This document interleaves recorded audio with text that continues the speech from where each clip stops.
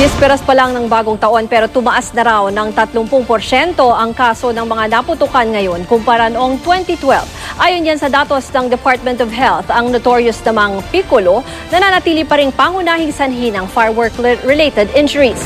Live mula sa Jose Reyes Memorial Medical Center, may report si Cedric Castillo. Cedric? Yes, Ruth, habang papalapit na yung countdown sa 2014 ay sinimula naman ang Department of Health ang quick count para naman sa mga biktima ng paputok ngayong taon na ito.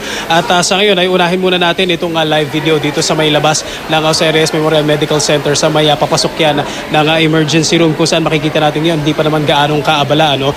Naalala ko, Ruth, a few years ago nung nag-cover tayo dito, pagdating ng mga bandang alas 10, alas 11 hanggang alas 12 na madaling araw ay sunod-sunod na yung mga sasakyan dyan na may dalang mga biktima. Mga biktima ng paputok na ihahatid dito sa ER. At sana ngayong taon na ito ay hindi maulit ito. Ano? Samantala, dito naman sa loob ng ER ay nagsisimula na rin maging abala dahil sa paisa-isang dating ng mga biktima ng paputok pa rin at sa kabutihang palad ay purong minor injuries pa lamang naman ang kanilang natamo. Mag-aalas 5 ng hapon, itinakbo si Rosalinda Baliga sa Jose Reyes Memorial Medical Center matapos magtamo ng sugat sa kaliwang braso dulot ng plapla. Pero hindi raw siya nagpapaputok. Bali, puputok na siya, tapos dadaan na kami. Sabay putok niya pagdaan namin. Una, babaliwayain ko sana. Sabi nung kasama ko, hindi pwede kasi nga kumapit yung pinakaano niya, parang palbura sa ano ko. Kaya patuloy ang pakiusap ng DOH sa publiko. Last minute appeal.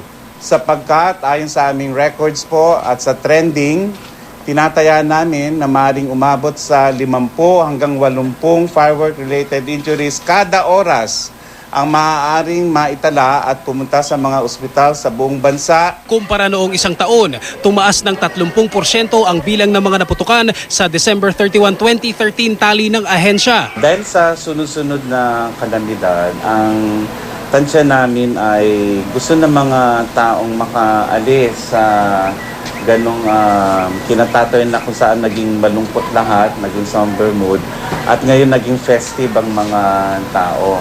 Sa 3 pinakakaraniwang sanhi ng injuries, nangunguna pa rin ang notorious na Piccolo. Muli raw umakyat sa listahan sa 2nd posisyon ang 5-star, habang nasa 2 naman ang Quitis na pawang legal ang bentahan. Kaya paalala pa rin ng DOH. Between illegal and legal, mas malamang magkaroon ka ng injury sa illegal. Pero hindi ibig sabihin na legal yung ginamit mo ay safe na safe ka.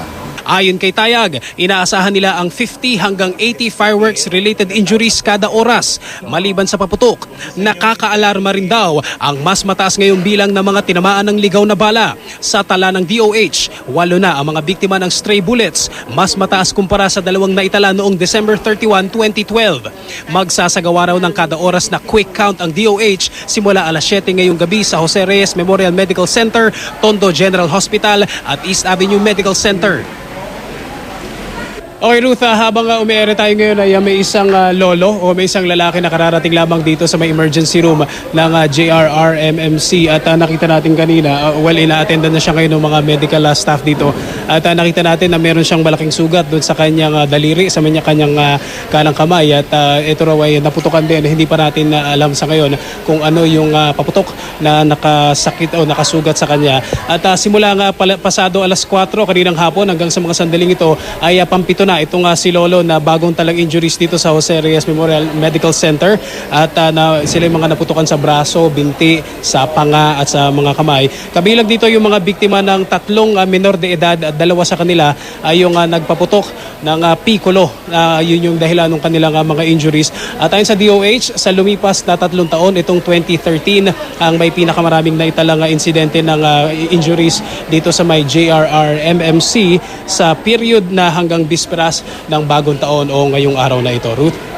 Cedric, kanina isa sa mga nabanggit ni Asek Tayag dun sa dahilan sa pag-increase nga 30% yung in-increase ng number of injuries ay yung festive mood daw ng mga tao. But aside from that, on the part of the police, kamusta naman yung kanilang kampanya kontra paputok? Lalo na yung Piccolo na yan na number 1 sa dahilan dyan sa mga firework-related injuries. Illegal din yan. Kamusta yung ano bang ginagawa ng ating kapulisan, Cedric? Yeah, Ruth, sa mga reports na inilalabas natin, ang paulit-ulit na sinasabi dyan ng PNP ay at saka even BFP ay patuloy yung kanilang campaign nga against sa mga pinagbabawal o sa mga illegal na paputok at patuloy yung pagtugi sila dun sa mga nagbebenta na ito. Yun nga lang, particularly dito sa Manila ay pagdating dyan sa may area ng Divisoria, napakahirap daw talaga na i-trace itong mga nagbebenta na patago nitong mga maliliit na pinagbabawal na paputok, specifically yung Piccolo. No? Kasi alam naman natin na Ruth, itong Piccolo ay pwedeng ibenta ng patingi-tingi o ilang piraso ng mura lamang at pwede siyang hindi mo kailangan ng malaking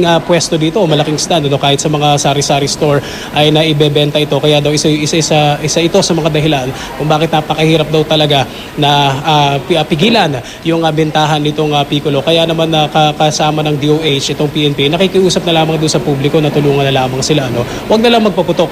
Kasi sa pagkakaalam daw ng marami, hanggang sa ngayon ay marami pa rin daw ang nag-aakala na hindi delikado itong napakaliit na paputok na ito na Piccolo, when in fact ay napakalakas ng sabog dito, Ruth. Okay, maraming salamat, Cedric Castillo.